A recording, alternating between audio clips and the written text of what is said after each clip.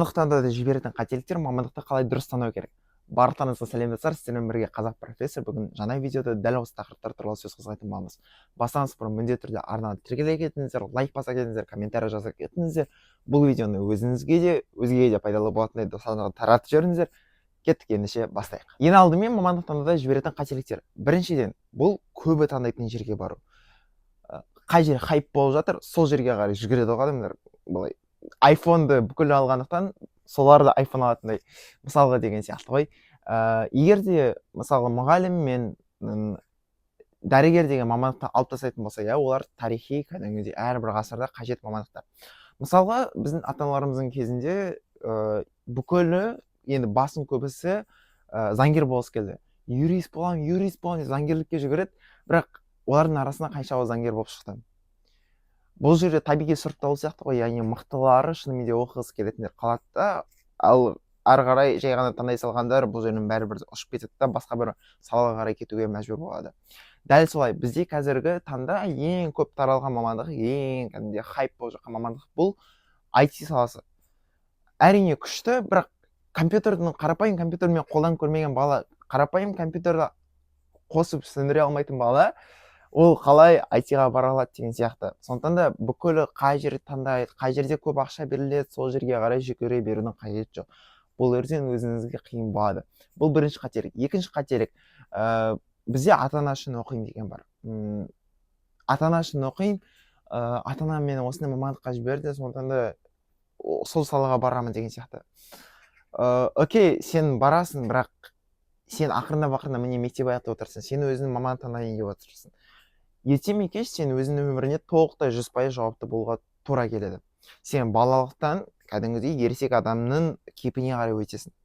Осы уақытта сен өзіңнің өміріне өзің ғана жауап бересің. Яғни мамандығына, ол мамандығына қалай өтесің, мамандық иесі қандай мамандық иесі болсын, осылардың барлығына өзің жауап беретіндіктен дұрыстап тұрып бұл жерде ойлану керек. Ата-анам, окей, ата-анаммен ақылдасуға болады. Міндетті түрде ақылдасу керек. Олар мені ата-анам, бірақ толықтай адамдар не айтса, соны қабылдай алудың қажеті жоқ. Тура сол ата-ана, дос деген сияқты басқа мұғалімдердің айтуынша мамандықты таңдай салған қате.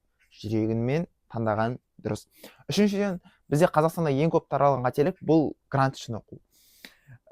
Қай жерде балл жетпейді, сол жерге қарай бара салады да. Мысалға, қандай да бір дәрігерліктің саласында балл жетпейді, одан кейін сол салада керісінше бір аз балл бөлінетін салаға қарай кетіп қалады. Тағы да бұл жерде проблем. Мысалға, неге? Егер де үйдегі экономикалық тұрғыда, қаржылық тұрғыда сені қамтамасыз ете алмаса, жаңағыдай ақылы оқудың ақшасын төлей алмаса, онда түсінікті, онда көнуге болады.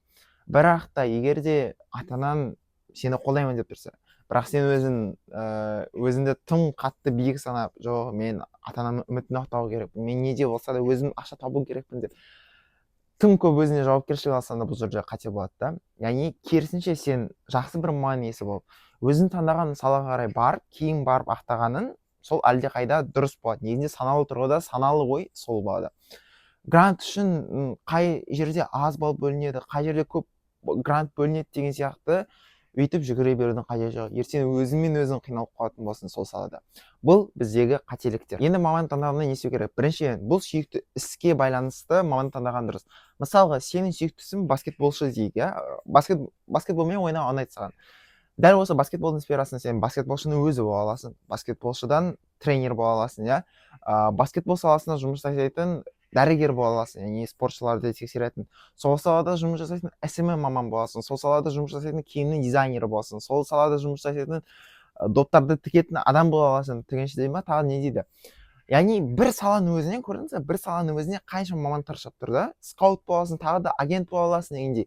Бір саланың өзінен қанша мамандық шығып тұр. Дәл сол сияқты сенің сүйіктісің қандай?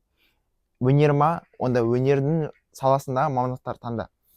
Сүйіктісіне қарай бейімделсең, саған сол салада жақсы маман иесі болып шығу әлдеқайда оңай болады. Екіншіден, креативті ойлау. Бағанағы біз айтқан болатынбыз, көбісі барған жаққа соғар көзбен бара беруге қажет жоқ, ақылға салу керек. Дәл солай креативті ойлану керек. Мысалға, Америкада бір қандай да танымал бір мамандықтар бар. Америкада өте қазір шетелде кәдімгідей сұранысқа ие маман иелері бар, бірақ Қазақстанда ол сала дамымаған.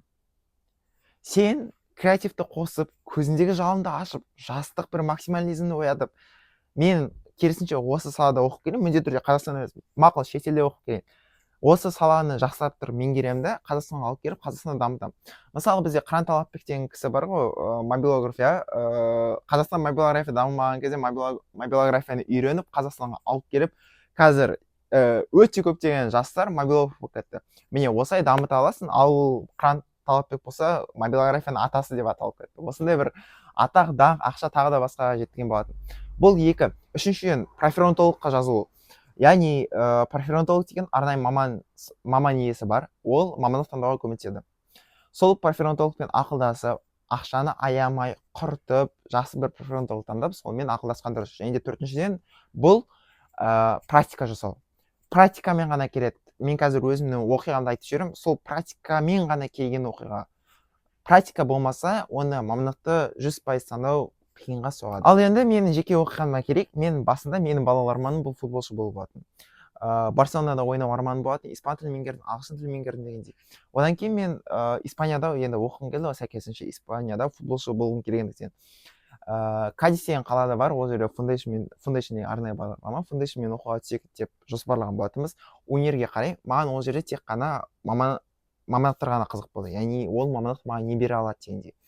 Ішінде тек қана мұғалімдердің ішінен басқа да салалар болды, яғни менеджер, экономист деген сияқты. Ішіндегі мұғалімдердің ішінен тек қана бастауыш мұғалім бар екен. Сөйтіп мен бастауыш мұғалімін таңдайын дедім. Маған енді мен бәрібір футболшы боламын ғой, маған жай ғана бір диплом ретінде қажет болады дегендей. Не үшін мұғалім? Себебі мұғалім ол оратор, мұғалім ол психолог, балалармен сөйлеседі, мұғалім ол менеджер, басқарады дегендей. Солай мұғалімді таңдадым. Алайда 2 кітап жаздым. 2 кітап жазғаннан кейін әрі қарай блогты дамыттым, Инстаграмды дамыттым, Қазақстанда қалу туралы шешім қабылдадым. Сөйтіп 11-ші сынып келеді. 11-ші сыныпта бізде дублер күні деген бар, яғни мұғалімдердің орнына балалар сабақ беретін күн. Дәл сол күні мен кішкентай балаларға сабақ беріп көрдім. 3-ші сыныптағы былайша айтқанда практикада қолданып көрдім, маған қатты ұнады. Яғни мен бастауыш мұғалімі шынымен де жай ғана бір диплом ретінде емес, шынымен де сол маман иесі болып шыққым келеді, сол салада қызмет еткім келеді деген шешімге келген болатынмын. Басында әрине маған қалай ол мұғалім, ер адам, қалай ол бастауышты мұғалім болады, ертең басына ұрады, сен шашына қарады дегендей. Бірақ креативті ойлаудың арқасында, жаңағындай кішкене ақылға салудың, жүрекпен қабылдаудың арқасында, практикада қолданып көрудің арқасында осындай бір шешімге келген болатынбыз. Сондықтан да осындай бір кеңестерді пайдаланып көріп, саған пайдалы болады деген ойдамын. Ең соңында қазақ 2 нәрседен қателеспейді, жар таңдаудан және мамандық таңдаудан. Құдай тағала осы 2 нәрседен де бізге қателеспеуге маңдайымызға жазсын. Келесі видеоларда кездескенше.